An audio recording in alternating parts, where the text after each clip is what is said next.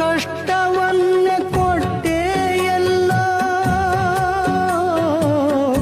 ಬಾಳಿನಲ್ಲಿ ನೊಂದೇನಲ್ಲ ಅಯ್ಯೋ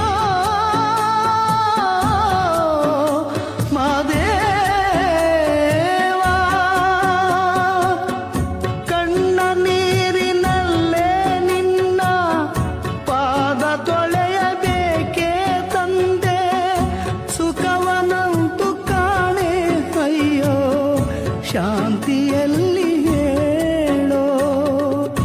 ಎಂದು ನನ್ನ ಕಷ್ಟವ ಕಳೆವೆ ಎಂದು ನನಗೆ ಸುಖವ ಕೊಡುವೆ ಬೇಗ ಹೇಳೆಯ ಸ್ವಾಮಿ ಮಾದಯ್ಯ